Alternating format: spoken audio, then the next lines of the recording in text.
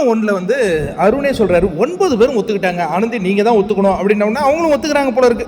சரின்னு வந்த உடனே சௌந்தர்யா சொல்லிடுறாங்க, அப்பா நீங்கள் கொடுத்த டாஸ்க்கை நாங்கள் பண்ணுறோம்ப்பா, ஏன்னா இடுப்பில் இப்படி கை வச்சுட்டு நிற்கணுமா, பண்ணுறோம் விடுங்க அப்படின்ன உடனே திடீர்னு ஒரு குரல் கேட்குது. அது யாருன்னு பார்த்தீங்கன்னா பவித்ரா. என்னங்க எனக்கு ஓகே இல்லைங்க, இது என்னங்க இது நிகழ்வு? இல்லைம்மா நீ ஓகே தானே, நீ தானே சமையல் செஞ்சிட்டு இருக்க, ஓகே தானே, என்கிட்ட யாருமே கேட்கலையே இதை பற்றி, ஐயோ நீ இருந்ததையே நாங்கள் மறந்துட்டோம்பா, அந்த வார்த்தை சொன்னாலும் ஹிட் ஆகுது உங்களுக்கு. என்னங்க எல்லா இடத்துலையும் என்ன தெரிலனே ரிஜிஸ்டர் பண்ணுறீங்க, இப்போ நான் யாருங்கிறத தெரிய வைக்கிறேன். எனக்கு இதில் ஓகேவே இல்லை, என்கிட்ட கேட்கவே இல்லை, ஒரு அபிப்பிராயத்துக்கு கூட என்ன கேட்கல. என்ன தெரிலனா என்னங்க, பவித்ராங்கிற ஒரு கேரக்டரே நீங்கள் மறந்துட்டீங்க, எல்லாரும் ஓகே அப்படின்னு என்கிட்ட கேட்காத முடிவெடுத்தது எனக்கு பிடிக்கவே இல்லை அப்படின்னு ஒரு மாதிரி அவங்க உட்காந்து அழ தொடங்கிட்டாங்க.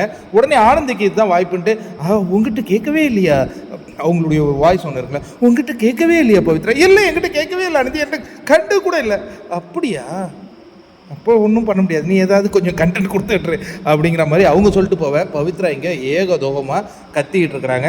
இப்போ பவித்ராவின் கோவத்தில் நியாயம் இருக்கான்னா கண்டிப்பாக இந்த டாஸ்க் பண்ணுறதுக்கு பவித்ராவுக்கு கண்டிப்பாக கோவம் வந்திருக்காது. அவங்க அதை பண்ணுவாங்க, உடன்பட்டிருப்பாங்க.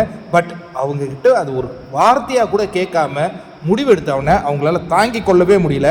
இப்போ கேப்டன் ஆகிய அருண், என்னடா இது பெரிய தொல்லையாக இருக்குது, இப்போ தானே ஆனந்தி முரண்டு பிடிச்சிட்டு போனாங்க, அவங்கள சமாதானம் பண்ணி உள்ளே கூப்பிட்டு வந்தேன், சவுண்டு அனௌன்ஸ் பண்ணிட்டாங்க எங்களுக்கு டாஸ்க் ஓகேன்ட்டு, இப்போ இந்த பொண்ணு இப்படி பண்ணிட்டு இருக்க, என்ன பண்ணுறதுன்னு அவர் யோசிச்சுக்கிட்டே நிற்க இந்த ப்ரோமோ முடிவுக்கு வருதுங்க. நீங்கள் என்ன சொல்கிறீங்க?